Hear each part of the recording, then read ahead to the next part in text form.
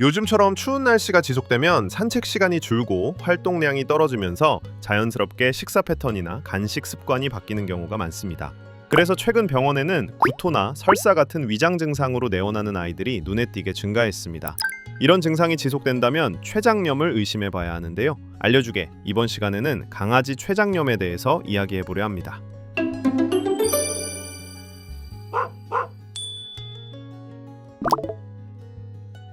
췌장은 소화 과정이 원활히 이루어질 수 있도록 하고 혈당 조절을 통해 에너지 균형을 잡아주는 핵심적인 역할을 합니다.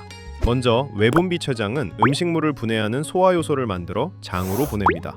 단백질, 지방, 탄수화물을 분해하는 효소들이 여기에 포함되죠. 다음으로 내분비 췌장은 혈당을 조절하는 호르몬을 분비합니다. 대표적으로 인슐린은 혈당을 낮추고 글루카곤은 혈당을 올리면서 균형을 맞춥니다. 췌장염은 그 원인이 불분명한 경우가 많습니다. 기름진 음식, 과식, 비만 등 다양한 요인이 췌장에 부담을 주거나 손상을 유발할 수 있다고 알려져 있죠. 정상적으로는 소화 효소가 췌장 안에서 비교적 안전한 형태로 만들어졌다가 장으로 이동한 뒤에 활성화되어야 합니다. 하지만 췌장에 손상이 생기면 췌장 안에서 소화 효소가 조기에 활성화될 수 있어요. 이때부터 췌장은 자가 소화에 가까운 손상을 받기 시작합니다. 그렇게 되면 부종, 출혈, 염증 세포 유입이 발생하고 조직 괴사가 진행되며 심한 경우 염증이 확산되어 췌장 주변 지방 조직까지 괴사를 유발할 수 있죠. 췌장과 주변 복막이 자극을 받으면서 복통이 심해지고 이러한 통증 자체가 스트레스와 구토를 악화시키는 요인이 됩니다. 문제는 여기서부터 악순환이 시작된다는 점입니다.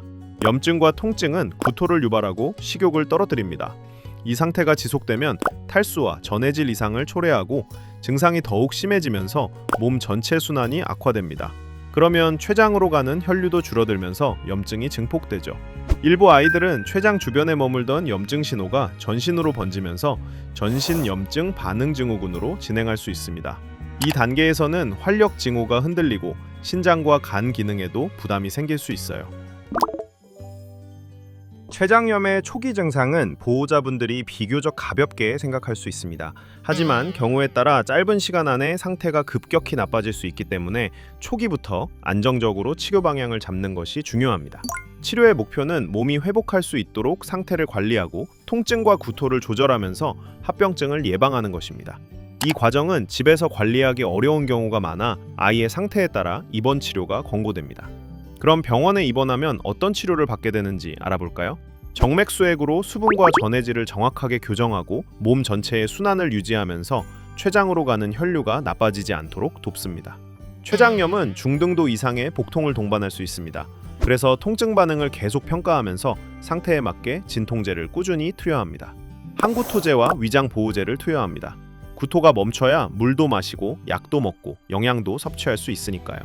그리고 감염이 의심되거나 응고 문제 등 특정 상황에서는 항생제를 투여합니다.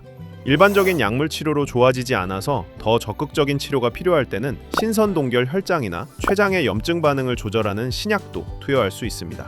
입원 중에는 활력 징후를 계속 체크하고 혈액 검사로 전해질 균형과 간 신장 기능을 확인하며 전신 염증 반응 증후군과 같은 위험 신호가 나타나는지 종합적으로 모니터링합니다.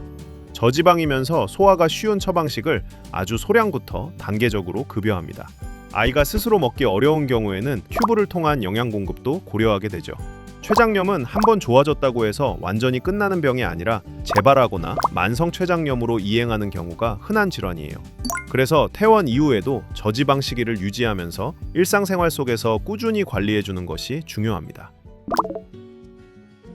다음과 같은 증상을 보인다면 빠르게 병원에 가보는 것이 안전합니다. 첫째, 하루에 2번 이상 구토가 반복될 때입니다. 둘째, 식사를 거부하거나 기력이 떨어져 축 처져 있을 때입니다. 셋째, 배를 만지면 싫어하고 몸을 웅크리는 등 복통이 의심될 때입니다. 넷째, 물을 잘 마시지 못하면서 탈수 징후가 보일 때입니다. 자, 그럼 오늘 내용을 정리해 볼까요? 급성 췌장염은 단기간의 중증으로 급격히 진행할 수 있는 질환입니다.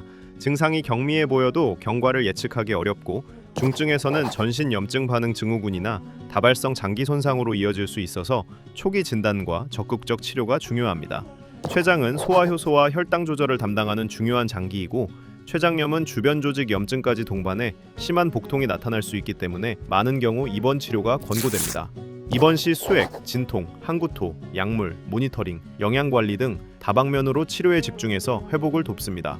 췌장염은 재발하거나 만성으로 이행할 수 있기 때문에 회복 후에도 꾸준한 생활관리와 더불어 위험징후 포착 시 즉각적인 내원으로 상태를 확인해야 합니다.